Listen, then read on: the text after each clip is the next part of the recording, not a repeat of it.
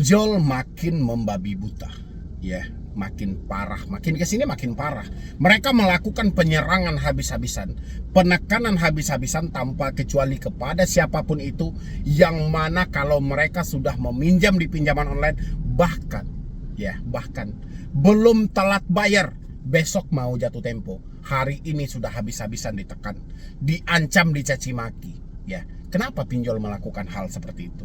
Pinjol tahu bahwasannya OJK tidak ada di lapangan.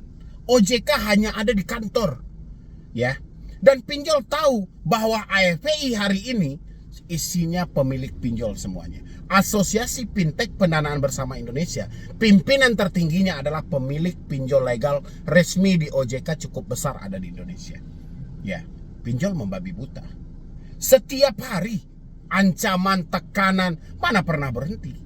Seakan-akan tidak ada aturan, tidak ada yang mau mereka patuhi. Tidak ada satupun aturan yang mengatur tentang tindakan mereka. Padahal kita tahu betul, aturan OJK itu banyak, ya. Persi penagihan semuanya diatur. Tentang bunga semuanya diatur. Tentang denda diatur. Pinjol wajib asuransi diatur. Tapi aturan itu ada di mana? Di atas kertas, ada di kantor OJK, ya. Ketika kita melaporkan kejadian-kejadian ini yang ada di lapangan kepada OJK, OJK akan lempar kepada pihak Asosiasi Fintech Pendanaan Bersama Indonesia, AFI. OJK akan lempar ke sini. Kalau enggak, OJK akan lempar langsung ke aplikasinya, ya. Apakah seperti itu yang kita inginkan? Tidak. Tujuan kita melapor kepada OJK supaya OJK menindaklanjuti atas kasus-kasus yang terjadi di lapangan, yang mana kita menemukan pinjol tidak mentaati aturan OJK. Ya, itu tujuan kita melaporkan ke OJK. Tapi OJK-nya akan melempar ke AFPI, akan melempar ke aplikasinya langsung. Padahal OJK tahu di dalam tubuh AFPI hari ini itu pemilik pinjol semuanya yang mau kuasa, termasuk pimpinan tertingginya. Bos dari AFPI itu pemilik pinjaman online, ya. Habis itu dilempar langsung ke aplikasinya. Pertanyaan simpelnya aja, siapa yang mau menjelek-jelekan diri dia sendiri? Ya, contoh, Anda sendiri, kalau Anda dituduh dengan yang tidak-tidak sama orang lain, atau orang lain melihat Anda, contohnya Anda sedang melakukan tindakan yang gak bagus. Ketika Anda dituduhkan ke dalam hal itu, pasti Anda akan habis-habisan melakukan pembelaan diri, ya. Kapan orang itu mau mengakui kejahatan mereka? Setelah dilakukan penyelidikan dan penyidikan, ada bukti dan terbukti, baru mereka mengakui. Selagi itu tidak terbukti, mereka akan membela diri. Sekarang siapa yang mau melakukan penyelidikan ini? Siapa yang melakukan penyidikan ini? Bukankah semua ini kewenangan dari OJK? Kan itu tujuan kita untuk melapor semua kejahatan pinjaman online kepada Otoritas Jasa Keuangan. Kenapa harus dilempar ke aplikasinya langsung?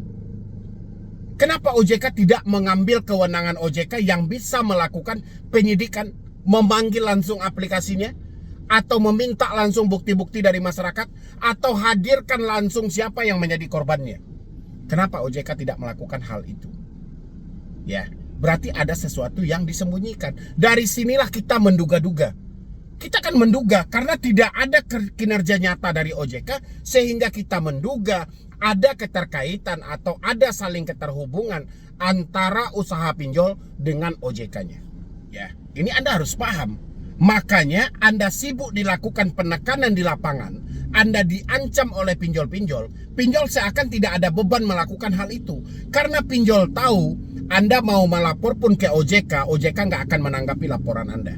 OJK pasti akan lempar ke aplikasinya. Makanya aplikasinya bebas melakukan penekanan pada diri Anda walaupun tidak menyebutkan nama aplikasi. Contoh, aplikasi A mencaci maki Anda. Anda tahu hari ini Anda jatuh tempo di aplikasi A. Mereka tidak menyebutkan nama aplikasi. Anda akan melapor ke OJK. Pasti Anda akan melapor ke OJK. Nanti dari OJK akan disampaikan ke aplikasi A bahwasannya ini ada laporan. Nanti aplikasi A hanya menjawab, oh, setelah kita lakukan investigasi, itu bukan kami, dan nomor itu tidak ada sama kami. Terlalu simpel, terlalu gampang. Dengan konsep tadi, walaupun seseorang telah melakukan tindakan yang jahat, tapi mereka tidak akan mau dituduh seperti itu saja, selain kita lakukan pembuktian dulu. Ya. Dan siapa yang melakukan pembuktiannya? Otomatis OJK, kan kita tidak mempunyai akses sampai ke sana. Sekarang hal itulah yang dicoba oleh OJK untuk menutupi. OJK seakan-akan ya, pinjol legal mereka, pinjol resmi mereka tidak akan pernah ada masalah. OJK selalu menjadikan pinjol ilegal sebagai kambing hitam dalam hal ini. Apapun permasalahan yang terjadi, asalkan kasus pinjol ini viral, yang disalahkan selalu pinjol ilegal. Dengan dalih, kita bersama Satgas pasti telah memblokir sekian ribu pinjol ilegal. Masalah bukan di pinjol ilegal. Masalah ada di pinjol legal. Resmi terdaftar di OJK. Itu masalahnya. Tapi OJK mencoba mengalihkan isu itu, mencoba mengalihkan pandangan Anda dari pinjol legal. Dia alihkan kepada pinjol ilegal. Media meliput. Oh benar, ternyata ini pinjol ilegal. Padahal yang jahat adalah pinjol legal. Kalau Anda bertanya soal aturan OJK bukan main-main. Banyak banget aturan OJK. Mulai dari 3 larangan, dilarang menggunakan ancaman, dilarang mempermalukan, dilarang menekan fisik maupun verbal. Itu ancaman, itu aturan OJK. Tidak boleh dilakukan debt collector. Yang terbaru, pinjol tidak boleh memberikan pinjaman lebih dari 3 aplikasi. Pinjol wajib menggunakan asuransi. Yang terbaru lagi, pinjol tidak boleh lagi mengancam kekerasan, menagih kepada orang, menyebarkan informasi. Pinjol tidak boleh melakukan penagihan terus-menerus. Pinjol tidak boleh menagih lewat dari jam 8 malam. Ya, pinjol tidak boleh menagih selain ke tempat alamat domisili konsumen. Tapi yang terjadi apa? Banyak pinjol yang datang ke tempat kerja, banyak pinjol yang menggunakan ancaman untuk hadir ke tempat kerja orang, banyak pinjol yang melakukan menelpon terus-menerus yang sifatnya mengganggu, banyak pinjol yang menelpon terkadang sampai di hari libur. Kemana mau melapor? Ya, kita laporkan ke OJK. Di OJK-nya itu pemilik pinjolnya. Laporkan ke AFPI. AFPI pemilik pinjolnya. Kepada siapa Anda melapor? Pada Tuhan. Laporkan pada Tuhan. Jadi buat Anda yang saat ini nonton saya, masih berkeinginan memperpanjang pinjol, mencicil pinjol, tapi Anda sudah telat bayar, siap-siap. Semua harta Anda akan habis. Nanti Anda sadarnya kalau duit Anda sudah habis, baru Anda masuk ke sini. Ya, itu yang terjadi. Saya 5 tahun ada di YouTube. Semua orang yang masuk kepada saya itu sudah dimiskinkan oleh pinjol. Sudah sibuk gali lubang tutup lubang, sudah sibuk memperpanjang, sudah sibuk jual aset. Hutang tidak lunas baru ketemu dengan Medi Broni. Dimiskinkan. Ya, Anda mau ngadu ke siapa? Ke OJK? Nggak mungkin. OJK main 2 kaki. Wajar kan kita menduga seperti itu karena tidak ada tindakan nyata dari OJK. OJK setelah membuat aturan dibiarkan begitu saja. Entah iya aturan ini diikuti atau tidak, OJK tidak mempunyai survei lagi. OJK tidak mempunyai lagi orang-orang yang melakukan penyidikan di lapangan. Ya, tidak bisa OJK menyelidiki hal itu. Setelah dibikin aturan, ya sudah, OJK beranggapan semua pinjol telah mentaati aturannya, yaitu aja. Padahal di lapangan orang-orang habis-habisan ditekan, dicaci maki, dihina. Ya. Mereka tidak mempunyai akses untuk hal itu.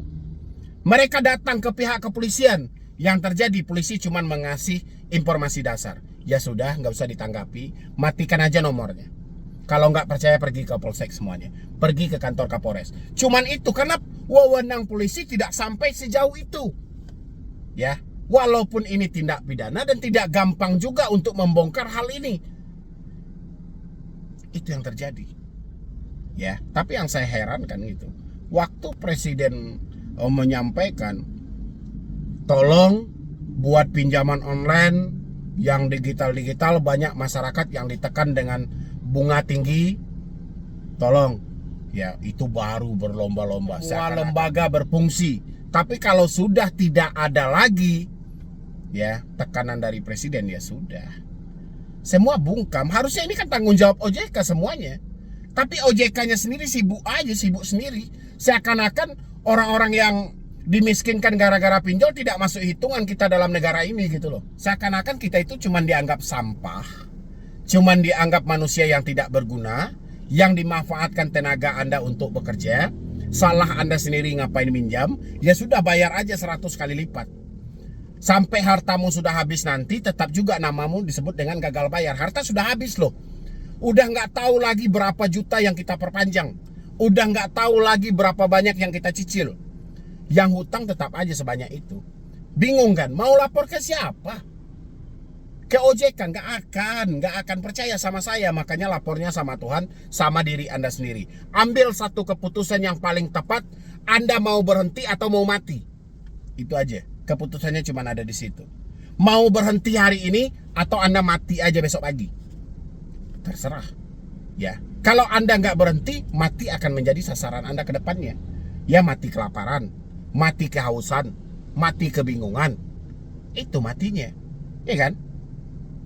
Anda ambillah suatu keputusan. Tapi kalau Anda di luar sana masih sibuk mencari kapan DC datang ke rumah, setelah DC datang ke rumah apakah akan balik lagi? Percaya sama saya, pasti mati akan berakhir sama diri Anda nanti. Mati akal, mati semuanya. Ya, Anda pilih aja. Anda pilih akhiri ini semuanya, atau Anda pilih matikan dulu semuanya. Ya, mati akal, mati pikiran, dan mati semuanya. Udah, Anda tentukan aja pilihan Anda hari ini. Capek juga ya kan kalau mengarahin, tapi Andanya tidak mau mempraktekkan. Padahal jelas-jelas ini pinjol memanfaatkan semuanya. Pinjol memanfaatkan bahwa kelemahan OJK seperti apa. Pinjol tahu OJK tidak akan bertindak. Pinjol melakukan tindakan ya suka-suka hati untuk melakukan penekanan sama diri Anda. Dan Anda masuk dalam permainan itu. Harusnya Anda keluar dari permainan itu. Cara keluarnya bang, ada di tangan Anda. Anda sedang nonton saya hari ini, itu kekuatan pinjol itu yang Anda pegang. Ya, dari mana? Dari nomor Anda itu. Putuslah semuanya kalau kita mau mengakhiri ini. Mudah-mudahan bisa viral dan bisa dilirik oleh petinggi-petinggi yang ada di negara ini. Ya, mungkin sekian dulu dari saya. Mudah-mudahan ini bisa menjadi referensi buat diri Anda untuk kedepannya. Dan saya minta tolong juga buat teman-teman semuanya, tolong edukasi orang sekitar Anda, jangan sampai minjam di pinjol. Ya, karena Anda sudah tahu kan dampaknya seperti apa, risikonya seperti apa, bahayanya seperti apa. Sebisa mungkin tolong sarankan mereka jangan main-main dengan pinjaman online ataupun pay later. Ya, kalau Anda tidak mau seperti saya nanti, tolong edukasi juga. Oke, jadi sekian dulu dari saya, Medi Broni. Wassalam.